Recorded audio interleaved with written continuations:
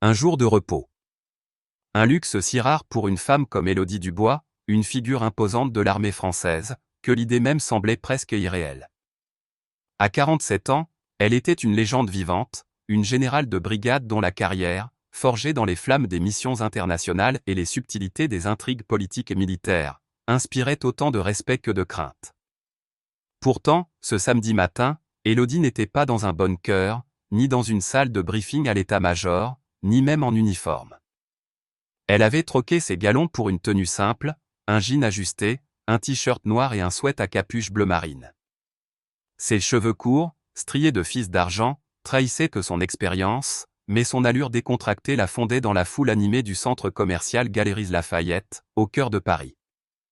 Pour une fois, elle n'était ni générale, ni stratège, ni commandante.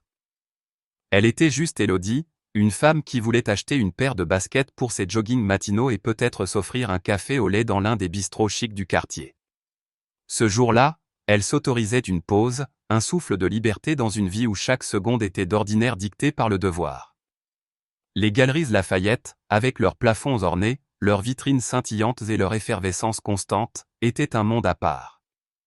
Les Parisiens et les touristes s'y croisaient dans un ballet incessant, les bras chargés de sacs griffés ou les yeux rivés sur les dernières tendances. Élodie se frayait un chemin à travers la foule, son pas assuré mais discret, savourant cette anonymité temporaire. Elle s'arrêta devant une boutique de sport haut de gamme, attirée par une paire de baskets blanches aux lignes épurées, parfaites pour ses courses le long de la Seine. À l'intérieur, l'ambiance était feutrée, les vendeurs glissaient d'un client à l'autre avec une politesse étudiée, et la lumière tamisée mettait en valeur chaque article comme une œuvre d'art. Élodie examina les chaussures, ses doigts effleurant le cuir souple, un sourire discret aux lèvres. Ce moment, si simple, lui semblait presque irréel après des années à naviguer dans des zones de conflit ou à négocier des alliances stratégiques. Elle n'avait pas besoin de donner d'ordre, de résoudre des crises ou de porter le poids du monde. Juste choisir une paire de baskets. Juste être elle-même.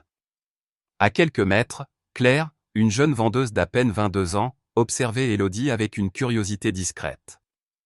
Claire, avec ses cheveux blonds attachés en un chignon impeccable et son sourire commercial, avait l'habitude de jauger les clients. Mais cette femme-là était différente. Elle n'avait ni l'arrogance des habitués des boutiques de luxe, ni l'hésitation des touristes égarés. Il y avait dans sa posture, dans la façon dont elle analysait chaque détail des baskets, une assurance tranquille qui intriguait Claire. Elle doit être quelqu'un d'important, pensa-t-elle, sans pouvoir mettre un nom sur cette intuition. Elle s'approcha, son badge scintillant sous les néons. « Bonjour, madame, puis-je vous aider ?» demanda-t-elle, sa voix douce mais professionnelle. Élodie releva les yeux, son regard perçant adouci par un sourire. « Où est ce pelo pour fouille ? » Oui, je voudrais essayer celle-ci en 38, s'il vous plaît. Claire hocha la tête et disparut dans l'arrière-boutique, impressionnée par la politesse ferme de cette cliente qui semblait tout sauf ordinaire. Dehors, près de l'entrée de la boutique, Julien, un vlogueur de 25 ans spécialisé dans la mode et le lifestyle parisien, ajustait son trépied pour filmer une séquence sur les tendances de l'automne. Avec sa veste en cuir et ses lunettes de soleil perchées sur le nez, Julien était un habitué des galeries, toujours à la recherche de contenu pour sa chaîne YouTube qui comptait déjà plusieurs milliers d'abonnés. Il balayait la foule du regard, son smartphone capturant des bribes de la vie trépidante du centre commercial. Par hasard, son objectif s'arrêta sur Élodie, qui sortait de la boutique avec un sac à la main. Il zooma légèrement, intrigué par sa démarche. « Waouh, elle a une classe folle, celle-là, » murmura-t-il, notant mentalement de garder cette séquence pour son montage. Il ne savait pas encore que cette femme, qu'il prenait pour une simple cliente élégante, allait bientôt devenir le centre d'une scène qu'il n'oublierait jamais. Mais Élodie, elle, sentait autre chose. Depuis son arrivée dans le centre commercial, elle avait perçu des regards. Pas ceux de l'admiration ou de la curiosité innocente, mais des regards qui pesaient, qui jugeaient. Elle était habituée à attirer l'attention, son aura d'autorité naturelle, forgée par 2 décennies dans l'armée, ne passait jamais inaperçue. Mais ces regards, là étaient indifférents. Ils glissaient, sur elle, s'attardaient un instant de trop, puis se détournaient rapidement lorsqu'elle croisait les yeux de leur propriétaire. Une femme d'origine maghrébine, comme elle, savait reconnaître ces moments. Ce n'était pas la première fois qu'elle se sentait observée, non pas pour ce qu'elle était, mais pour ce que certains voyaient en elle, une étrangère, une intruse, une personne qui ne collait pas avec le décor. Pourtant, ce jour-là, Élodie refusa de s'y attarder. Elle n'était pas là pour analyser les préjugés des autres. Elle était que là pour elle, pour ce rare moment de paix. Elle haussa les épaules, ajusta son sac et se dirigea vers la sortie de la boutique, déterminée à ne pas laisser ses ombres gâcher sa journée. C'est alors qu'Antoine Leroux entra en scène. Âgé de 34 ans, Antoine était un officier de police en civil, mais son badge accroché à sa ceinture et l'étui de son arme bien visible sous sa veste en jean trahissaient son métier. Il n'était pas en service, mais il portait en lui une arrogance qui ne prenait jamais de congé. Antoine avait une réputation au sein de son commissariat, une réputation qu'il cultivait avec un mélange de fierté et d'indifférence. Les plaintes pour contrôler aux faciès s'étaient accumulées au fil des ans, mais elles n'avaient jamais eu de conséquences. Protégé par une hiérarchie complaisante et un système qui fermait les yeux, il agissait avec une assurance qui frôlait l'impunité. Ce matin-là, il était entré aux Galeries Lafayette sans raison précise, peut-être pour flâner, peut-être pour chercher une occasion d'affirmer son autorité. Lorsqu'il aperçut Élodie, quelque chose en lui se crispa. Elle n'était qu'une femme parmi d'autres, une cliente parmi la foule, mais son assurance, sa présence dans une boutique aussi prestigieuse, déclencha en lui une série de suppositions. Que fait-elle ici ? Se demanda-t-il, son esprit déjà embrouillé par des préjugés qu'il ne remettait jamais en question. Antoine s'attarda près de l'entrée de la boutique, feignant de consulter son téléphone, mais ses yeux ne quittaient pas Élodie. Il nota chaque détail, la façon dont elle parlait à la vendeuse, la qualité de son sac, la confiance avec laquelle elle payait à la caisse. Rien dans son comportement n'était suspect, mais pour Antoine, cela n'avait pas d'importance. Dans son monde, une femme comme elle, une femme à la peau mate dans un magasin de luxe, devait prouver qu'elle avait sa place. Il sentit une montée d'adrénaline, un besoin viscéral d'agir, de contrôler. Ses doigts se frôlèrent l'étui de son arme, un réflexe presque inconscient. Il n'avait aucune preuve, aucun motif valable, mais son instinct, ou plutôt ses biais, lui dictait qu'elle n'appartenait pas à cet endroit. Il décida de la suivre, restant à quelques mètres derrière elle, son regard fixé sur sa silhouette. Élodie, elle, était concentrée sur autre chose. Claire venait de lui tendre le sac contenant ses baskets, accompagné d'un sourire timide. « Merci beaucoup, elles sont parfaites, » dit Élodie, sa voix chaude et posée. Claire rougit légèrement, touchée par la sincérité de cette cliente. « Je peux sortir ce moment, avec plaisir, madame. »« Bonne journée » répondit-elle, avant de retourner à son comptoir, encore troublée par l'aura de cette femme. Élodie quitta la boutique, son sac à la main, et se dirigea vers l'atrium central des galeries, où une fontaine murmurait doucement au milieu des palmiers en pot. Elle envisageait de s'arrêter au café du dernier étage, un endroit qu'elle aimait pour sa vue sur les toits de Paris. Mais alors qu'elle approchait de l'escalator, une voix tranchante l'interrompit. « Madame, un moment, s'il vous plaît. » La voix était froide, autoritaire, et Élodie se retourna lentement, son instinct militaire prenant le dessus. Devant elle se tenait Antoine, sa posture rigide, une main posée sur sa ceinture, près de son badge. Son regard était dur, scrutateur, et Élodie comprit immédiatement que ce n'était pas une simple conversation. « Y a-t-il un problème, monsieur ?» demanda-t-elle, sa voix calme mais ferme, son regard planté dans le sien. Antoine plissa les yeux, déstabilisé par son assurance, mais il ne recula pas. « Je vais devoir vérifier vos papiers, » dit-il, son ton laissant peu de place à la discussion.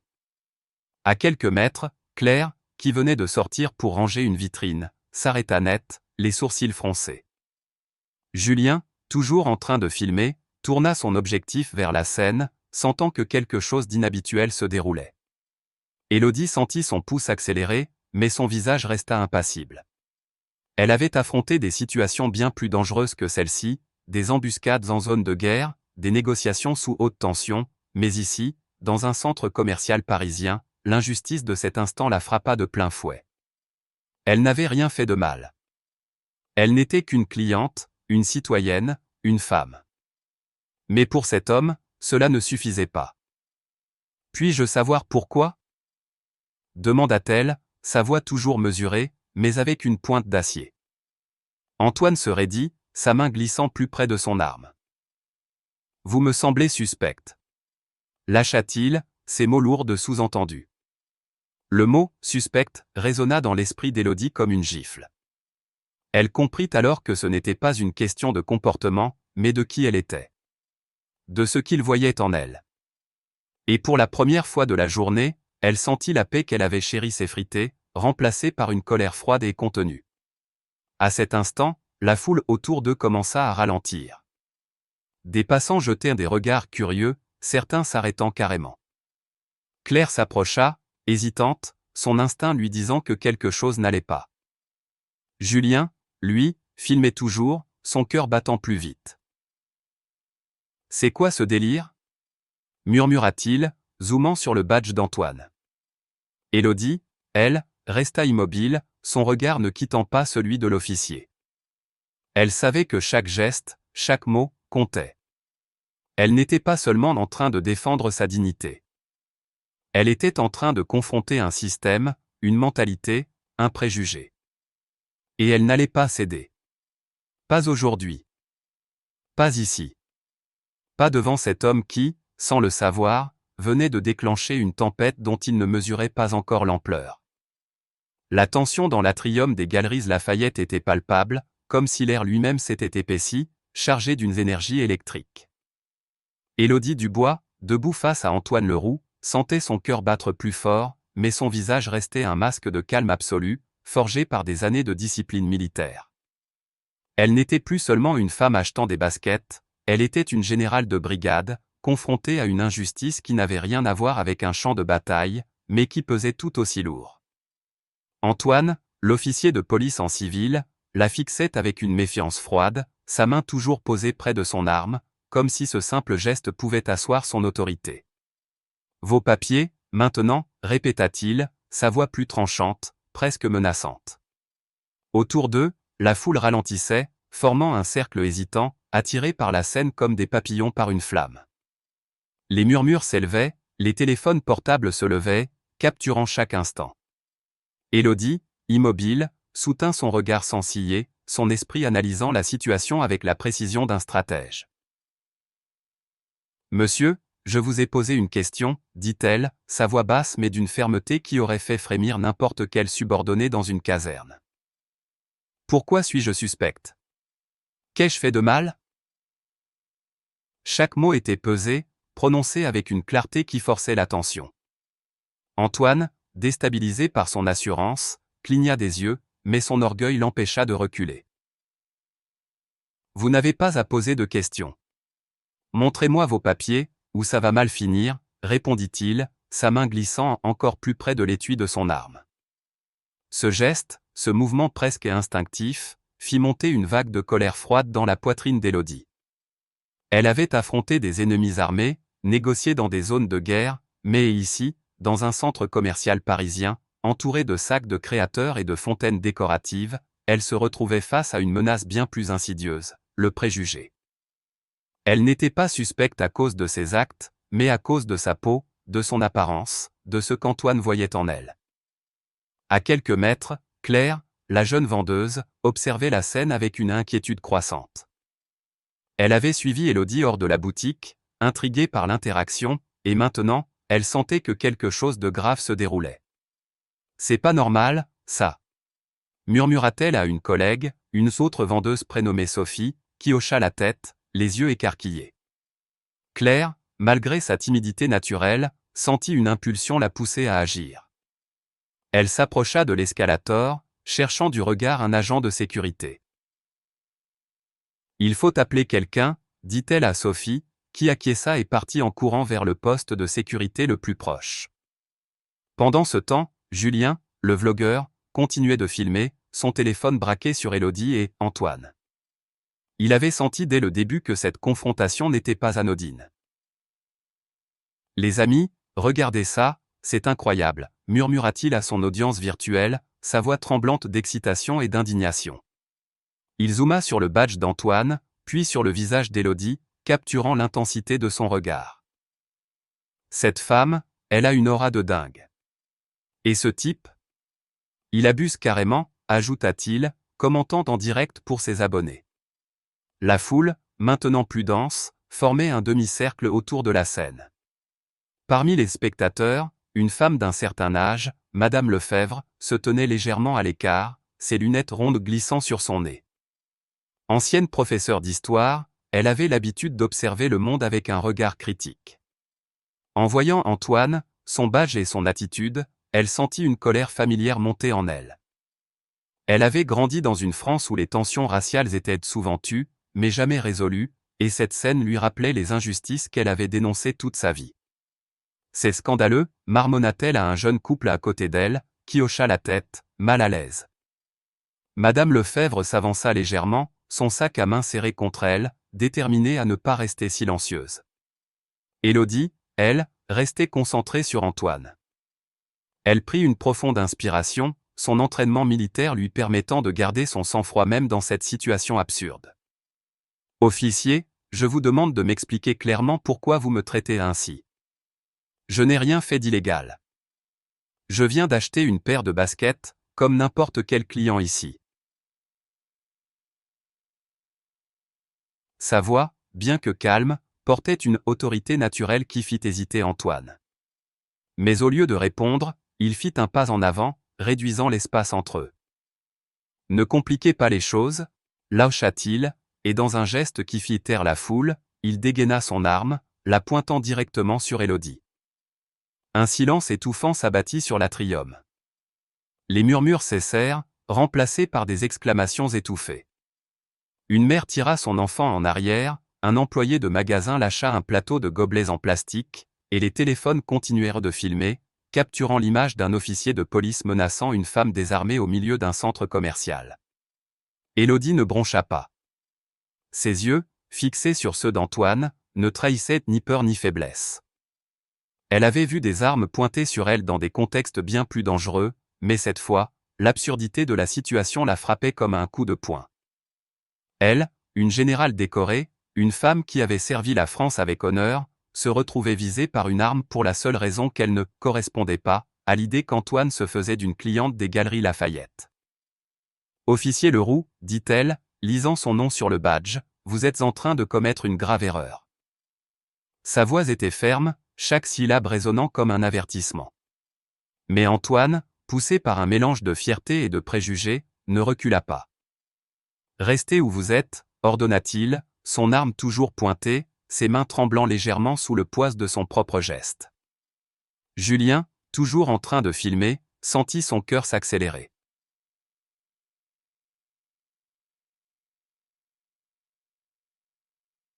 « C'est quoi ce bordel? Il pointe une arme sur elle. » s'exclama-t-il, sa voix portant à travers la foule. Il fit un pas en avant, son téléphone capturant chaque détail.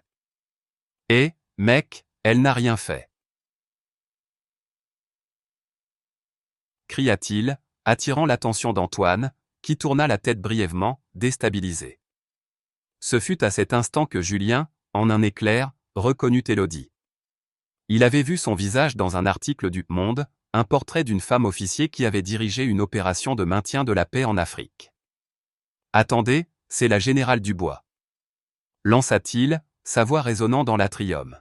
« Vous pointez une arme sur une héroïne de l'armée française. » La foule réagit immédiatement, les murmures se transformant en exclamations de choc. « Une générale? C'est pas possible. » Les téléphones se multiplièrent, et la scène prenait une ampleur qu'Antoine n'avait pas anticipée. Madame Lefebvre, galvanisée par les paroles de Julien, s'avança davantage. « Monsieur, vous devriez avoir honte. » lança-t-elle, sa voix tremblante d'indignation mais ferme. « Cette femme n'a rien fait, et vous la traitez comme une criminelle. » Antoine, maintenant sous le feu des regards et des caméras, sentit la pression monter. Son visage rougit, un mélange de colère et de confusion. Il n'avait pas prévu que la situation dégénère ainsi. Il avait cru pouvoir contrôler la scène, imposer son autorité comme il l'avait fait tant de fois auparavant, sans conséquence. Mais ici, face à Élodie, face à cette foule grandissante, il commençait à perdre pied. Claire, de son côté, revint en courant, accompagnée de 2 agents de sécurité, des hommes costauds en uniforme noir, visiblement nerveux. « Monsieur, qu'est-ce qui se passe ?» demanda l'un d'eux, un certain Karim, dont le regard passait d'Antoine à Élodie. Avant qu'Antoine ne puisse répondre, une autre voix s'éleva, autoritaire et tranchante. « Officier Leroux, baissez votre arme. Immédiatement. » C'était la capitaine Isabelle Moreau, une femme d'une 40aine d'années, arrivée sur les lieux après avoir été alertée par le poste de sécurité. Isabelle, avec ses cheveux bruns coupés au carré et son regard perçant, avait une réputation d'intransigeance. Elle connaissait Antoine, ses antécédents, les plaintes qui s'accumulaient contre lui. En voyant la scène, elle comprit immédiatement ce qui se passait. Son visage se durcit, mais elle resta professionnelle, son ton ne laissant aucune place à la discussion. Antoine hésita, son arme toujours pointée sur Élodie. La foule retenait son souffle, les téléphones continuaient de filmer, et Julien, maintenant en live stream, commentait à voix haute. « Regardez, la police est cela, mais cet officier refuse d'obéir. » Élodie, toujours immobile, parla d'une voix claire, adressée autant à Isabelle qu'à Antoine. « Capitaine, je suis la générale Élodie Dubois, de l'état-major de l'armée française. Cet officier m'a arrêté sans motif valable, m'a menacé avec son arme et m'a traité comme une criminelle. Je demande des explications. » Ces mots, prononcés avec une autorité naturelle, firent l'effet d'une bombe. Isabelle écarquilla les yeux, reconnaissant immédiatement le nom. Elle avait entendu parler d'Élodie, une figure respectée dans les cercles militaires. « Baissez votre arme, Leroux. C'est un ordre. » répéta-t-elle, sa voix maintenant teintée de colère. Antoine, acculé, sentit son assurance s'effriter. Les caméras, les regards, les mots d'Élodie, l'arrivée d'Isabelle, tout convergeait pour faire de cet instant un désastre pour lui. Lentement, à contre-cœur, il baissa son arme, la rengainant avec des mains tremblantes. La foule laissa échapper un soupir collectif, mais l'atmosphère restait lourde.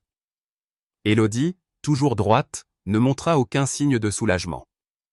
Elle fixa Antoine, puis Isabelle, et déclara. « Je porterai plainte, capitaine. Ce n'est pas seulement pour moi. C'est pour toutes les personnes qui subissent ce genre de traitement tous les jours, sans avoir la chance de se défendre. » Isabelle hocha la tête, son visage grave. « Je comprends, général. Nous allons régler ça. » Julien, toujours en train de filmer, sentit une montée d'adrénaline. « Les amis, vous avez vu ça? Cette femme est une légende, et elle vient de remettre ce type à sa place. » Lança-t-il à son audience, qui explosait de commentaires et en ligne. Claire, les larmes aux yeux, s'approcha timidement d'Élodie. « Madame. Je suis désolée pour ce qui s'est passé, » murmura-t-elle. Élodie lui offrit un sourire rassurant. « Ce n'est pas votre faute, mademoiselle. Merci d'avoir agi. » Madame Lefebvre, elle, s'adressa à la foule. Voilà ce qui arrive quand on laisse les préjugés prendre le dessus. Il est temps que ça change. Alors que les agents de sécurité escortaient Antoine à l'écart, sous le regard sévère d'Isabelle, Élodie resta sur place, son sac de basket toujours à la main. Elle avait remporté cette bataille, mais elle savait que ce n'était qu'un début. Les téléphones continuaient de filmer, les murmures de la foule ne s'éteignaient pas, et quelque part, dans l'immense machine des réseaux sociaux, cette scène était déjà en train de devenir virale. Élodie prit une profonde inspiration, son regard se perdant un instant sur la fontaine scintillante de l'Atrium. Elle avait voulu une journée ordinaire, mais le destin, ou peut-être l'injustice, en avait décidé autrement. Le silence qui suivit l'abaissement de l'arme d'Antoine Leroux dans l'Atrium des Galeries Lafayette fut de courte durée. Les murmures de la foule se transformèrent rapidement en un brouhaha, un mélange d'indignation, de choc et de commentaires précipités. Les au téléphone, toujours braqués sur la scène, capturaient les derniers instants de cette confrontation qui, déjà, s'échappait des murs du centre commercial pour envahir l'espace numérique. Élodie Dubois, générale de brigade, se tenait toujours droite, son sac de baskets à la main, son visage impassible mais ses yeux brûlants d'une détermination nouvelle. Elle n'avait pas cherché à être au centre de l'attention ce jour-là, mais l'injustice d'Antoine l'avait propulsée sous les projecteurs, non seulement comme une victime, mais comme une voix pour ceux qui n'en avaient pas. Alors que la capitaine Isabelle Moreau escortait d'Antoine à l'écart, sous les regards accusateurs de la foule, Élodie sentit le poids de ce moment. Ce n'était pas seulement une victoire personnelle. C'était le début d'un combat plus vaste, un combat qu'elle n'avait pas choisi, mais qu'elle ne pouvait plus ignorer. Dans les heures qui suivirent, la vidéo filmée par Julien, le vlogueur, explosa sur les réseaux sociaux. Postée sur YouTube avec le titre « Scandale aux Galeries Lafayette », un policier menace une générale de l'armée. Elle accumula des milliers de vues en quelques minutes, puis des millions. Les images d'Antoine pointant son arme sur Élodie, suivies de l'intervention de Julien criant « C'est la générale Dubois », devinrent virales, partagées sur Twitter, Instagram et même dans les groupes WhatsApp des familles parisiennes. Les hashtags #, justice pour Élodie et stop aux préjugés envahirent les plateformes, accompagnés de commentaires outrés, de témoignages personnels et d'appels à l'action. Les médias traditionnels, flairant une histoire qui captivait le public, s'emparèrent de l'affaire. Dès le soir, les chaînes comme France 2 et BFM TV diffusaient des extraits de la vidéo, suivis de débats enflammés sur le racisme systémique et les abus de pouvoir dans la police. Élodie, qui avait prévu de rentrer chez elle pour savourer un dîner simple, se retrouva submergée par une vague de notifications, messages de soutien, appels de journalistes, invitations à des émissions télévisées. Assise dans son appartement du 7e arrondissement, face à une tasse de thé fumante, Élodie parcourait les messages sur son téléphone. Certains venaient de ses collègues de l'état-major, des officiers qui la félicitaient pour son sang-froid et son courage. D'autres étaient de parfaits inconnus, des citoyens qui partageaient leurs propres expériences de discrimination, des histoires de contrôles aux faciès, d'humiliations quotidiennes, de regards qui jugeaient avant même de connaître. Une femme, mère de 3 enfants, écrivait « Merci, général, de ne pas vous être tu. Mes fils subissent ça tous les jours, et personne ne les écoute. » Un jeune homme, étudiant en droit, ajoutait « Vous m'avez donné envie de me battre pour changer les choses. » Ces mots touchaient Élodie plus qu'elle ne l'aurait imaginé. Elle avait toujours vu son rôle comme celui d'une protectrice de la nation, mais ce soir-là, elle réalisait qu'elle était devenue autre chose, un symbole, une voix pour ceux qui, comme elle, avaient été jugés sur leur apparence plutôt que sur leurs actions. Le lendemain, l'enquête sur Antoine Leroux fut officiellement ouverte. La capitaine Isabelle Moreau, sous la pression des médias et de l'opinion publique, transmit un rapport détaillé au commissariat central. Les antécédents d'Antoine, jusqu'alors ignorés ou minimisés, furent passés au crible. Les plaintes pour contrôle aux faciès, les témoignages de collègues décrivant son attitude arrogante, tout refaisait surface. Quelques jours plus tard, il fut suspendu sans solde, en attente d'une audience disciplinaire. Les autorités, conscientes de l'ampleur de l'affaire, promirent une transparence totale, bien que beaucoup, sur les réseaux sociaux, doutaient de la sincérité de cette promesse. Pour Élodie, cette suspension n'était qu'un premier pas. Elle savait que le problème allait bien au-delà d'un seul officier. C'était une question de système, de mentalité, de structure qui permettait à des hommes comme Antoine d'agir sans conséquence pendant des années. Au milieu de cette tempête médiatique, Élodie reçut un appel inattendu. C'était Claire, la jeune vendeuse des Galeries Lafayette. « Madame, générale, je voulais juste vous dire que je suis tellement admirative de ce que vous avez fait, » dit-elle, sa voix tremblante d'émotion. « J'ai vu la vidéo, et je veux faire quelque chose, moi aussi. J'ai décidé de m'inscrire en fac de droit. Je veux apprendre à défendre les gens qui vivent avec ce genre d'injustice. » Élodie sourit, touchée par la sincérité de la jeune femme. « C'est une belle décision, Claire. Et si vous avez besoin d'un conseil, je suis là. Cette conversation, simple mais profonde, renforça la conviction d'Élodie. Chaque action, aussi petite soit-elle, pouvait semer les graines du changement. Julien, de son côté, vit sa chaîne YouTube exploser. Ses abonnés, désormais au nombre de plusieurs dizaines de milliers, le félicitaient pour avoir capturé la scène et donné une voix à Élodie.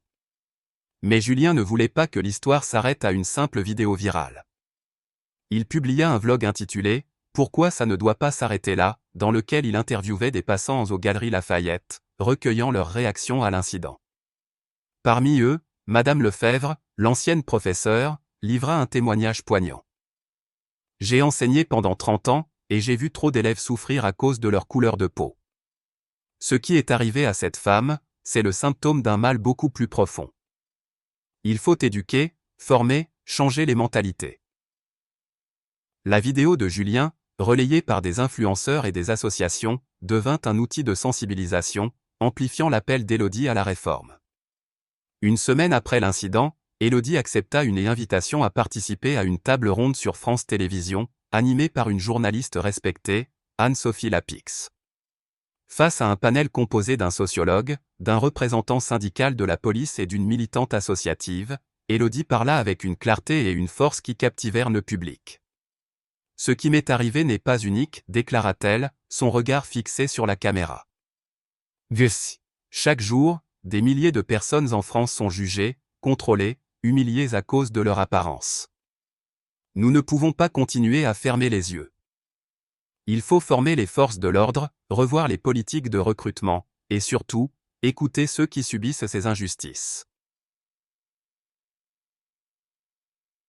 Lorsqu'on lui demanda ce qu'elle ressentait face à Antoine, elle répondit simplement « Je ne lui en veux pas personnellement. Il est le produit d'un système qui a échoué à le corriger. Mais ce système, lui, doit changer. » L'émission marqua un tournant. Les réseaux sociaux s'enflammèrent à nouveau, et des manifestations spontanées eurent lieu dans plusieurs villes, de Paris à Marseille, réclamant une réforme de la police et une lutte contre le racisme systémique. Des associations comme SOS Racisme et la Ligue des droits de l'homme saluèrent le courage d'Élodie, tout en soulignant que son statut de général lui avait offert une visibilité que d'autres n'avaient pas. « C'est une chance qu'elle ait été reconnue », déclara un porte-parole de SOS Racisme.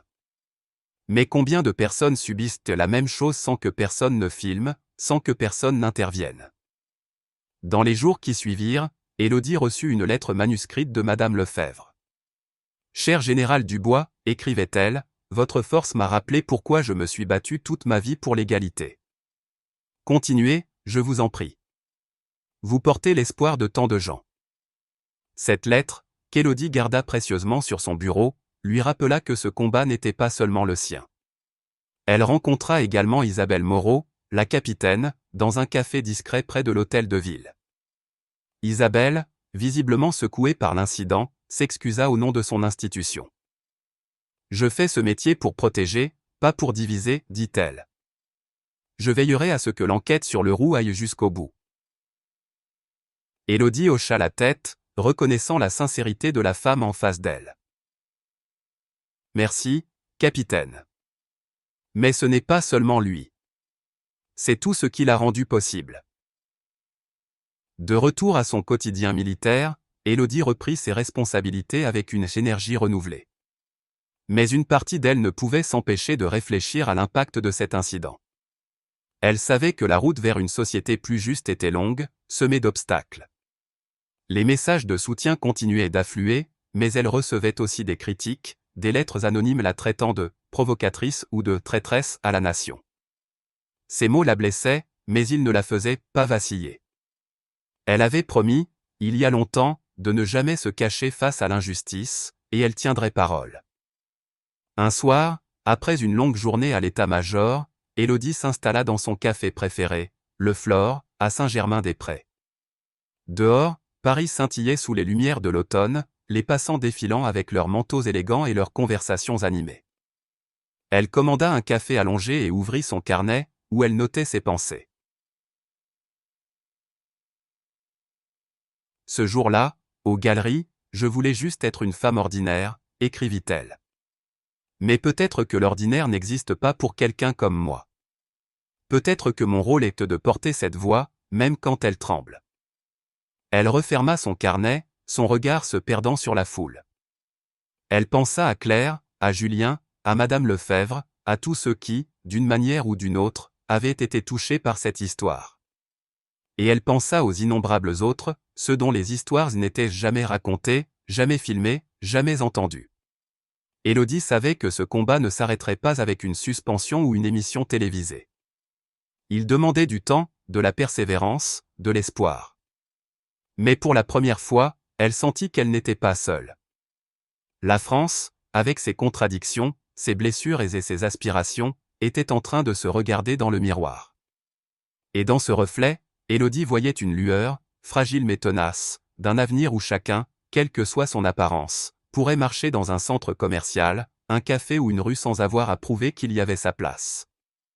Elle posa sa tasse, esquissa un sourire et murmura pour elle-même, « Ce n'est que le début ». L'histoire d'Élodie Dubois, telle que racontée dans « Un jour de paix brisée », résonne comme un miroir tendu à la société française, révélant des vérités inconfortables sur les préjugés, l'injustice et le courage nécessaire pour y faire face. En tant que spectateur, je me suis senti à la fois bouleversé et inspiré par cette femme, une générale de brigade qui, dans un moment de simplicité, s'est retrouvée confrontée à une discrimination brutale. Ce récit, ancré dans la réalité quotidienne d'un centre commercial parisien, met en lumière des enjeux universels, le poids des stéréotypes, la responsabilité individuelle et collective, et la force de la résilience.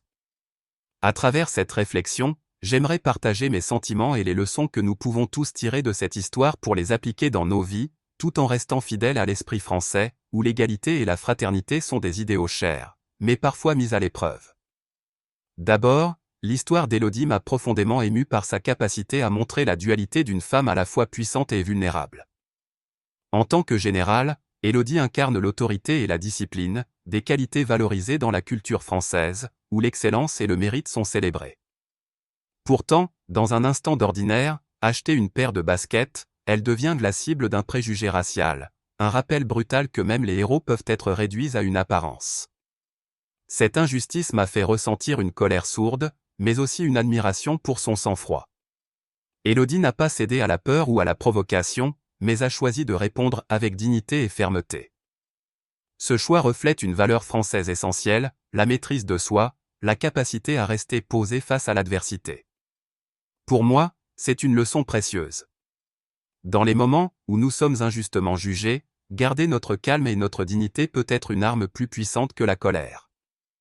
Ensuite, l'intervention des personnages secondaires, Claire, Julien, Madame Lefebvre, m'a rappelé l'importance de la solidarité.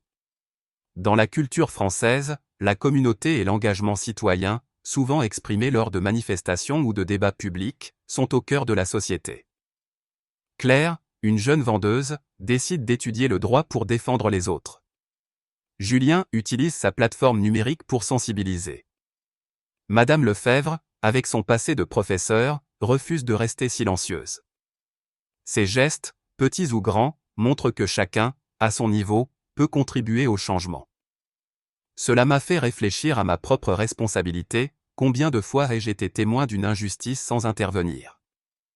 Cette histoire m'invite à être plus attentif, à ne pas détourner le regard, à agir, que ce soit par une parole, un geste ou un soutien concret. En France, où les cafés et les places publiques sont des lieux d'échange, nous pouvons tous initier des conversations, écouter les expériences des autres et construire des ponts. Une autre leçon majeure est la nécessité de confronter les préjugés systémiques. Antoine Leroux, l'officier de police, n'est pas simplement un individu isolé, il représente un système qui, trop souvent, ferme les yeux sur les discriminations. En France, les débats sur le racisme et les contrôles aux faciès sont récurrents, souvent passionnés, mais parfois stériles.